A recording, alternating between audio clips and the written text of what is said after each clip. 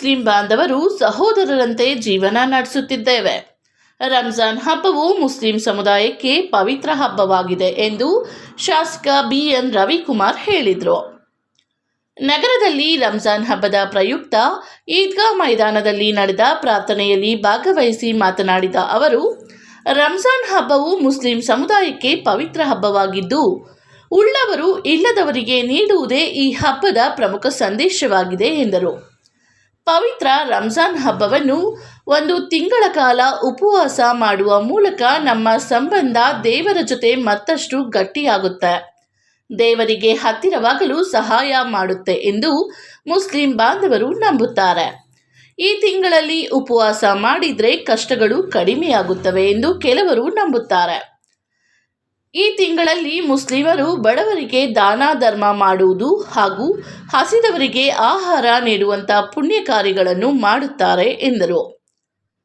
ನಗರದ ದಿಬೂರಹಳ್ಳಿ ರಸ್ತೆಯಲ್ಲಿರುವ ದರ್ಗಾ ಮಸೀದಿಯಿಂದ ಕೋಟೆ ವೃತ್ತದಿಂದ ಈದ್ಗಾ ಮೈದಾನದವರೆಗೂ ಮೆರವಣಿಗೆಯಲ್ಲಿ ಮುಸ್ಲಿಂ ಬಾಂಧವರೆಲ್ಲರೂ ಭಾಗಿಯಾಗಿದ್ದರು.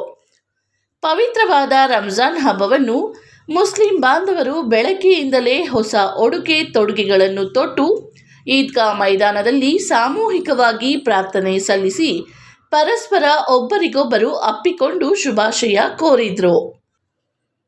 ರಂಜಾನ್ ಹಬ್ಬದಂದು ಯಾವುದೇ ಅಹಿತಕರ ಘಟನೆಗಳು ನಡೆಯದಂತೆ ಸೂಕ್ತ ಪೊಲೀಸ್ ಬಂದೋಬಸ್ತನ್ನು ಸರ್ಕಲ್ ಇನ್ಸ್ಪೆಕ್ಟರ್ ಎಂ ಶ್ರೀನಿವಾಸ್ ನೀಡಿದರು.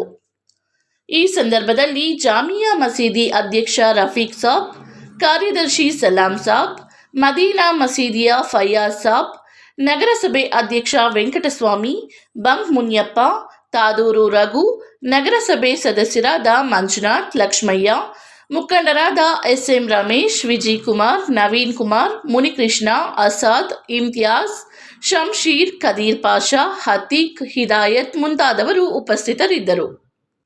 ವರದಿ ರಾಮದಾಸ್ ಶಿಡ್ಲಘಟ್ಟ. ಸಮಸ್ತ ನಾಡಿನ ಜನತೆಗೆ ಪವಿತ್ರವಾದ ರಂಜಾನ್ ಹಬ್ಬದ ಶುಭಾಶಯಗಳು ಹೇಳ್ತಾ, ವಿಶೇಷವಾಗಿ ಶಿಡ್ಲಘಟ್ಟ ವಿಧಾನಸಭಾ ಕ್ಷೇತ್ರದ ಎಲ್ಲರಿಗೂ ಭಗವಂತ ಒಳ್ಳೇದು ಮಾಡಲಿ ಅಂತ ಹೇಳ್ತಾ, ಶಿಡ್ಲಘಟ್ಟ ನಗರದಲ್ಲಿ ಮತ್ತು ಶಿಡ್ಲಘಟ್ಟ ಕಾನ್ಸ್ಟಿಟ್ಯೂನ್ಸಿಯಲ್ಲಿ ಇರ್ತಕ್ಕಂಥ ಎಲ್ಲ ನನ್ನ ಮುಸ್ಲಿಂ ಸಮುದಾಯದ ಎಲ್ಲ ಬಂಧುಗಳಿಗೆ ಒಳ್ಳೆಯದಾಗಲಿ, ಭಗವಂತ ನಾವು ಎಲ್ಲರನ್ನೂ ನೆಮ್ಮದಿಯಿಂದ ಮಡಗಲಿ ಅಂತ ಭಗವಂತನಲ್ಲಿ ಪ್ರಾರ್ಥನೆಯನ್ನು ಮಾಡ್ತಾ, ಈ ದಿನ ಇಡೀ ರಾಜ್ಯದಂತ ಇವತ್ತು ಇಡೀ ದೇಶದಲ್ಲಿ ಇವತ್ತು ರಂಜಾನ್ ಹಬ್ಬದ ಒಂದು ವಾತಾವರಣ ಇವತ್ತು ಎಲ್ಲರೂ ಆಚರಣೆ ಮಾಡ್ತಾಯಿದ್ದಾರೆ. ಎಲ್ಲರೂ ಒಳ್ಳೆಯದಾಗಲಿ ಅಂತೇಳಿ ಈ ಸಂದರ್ಭದಲ್ಲಿ ನಾನು ಹೇಳಕ್ಕೆ ಬಯಸ್ತೇನೆ.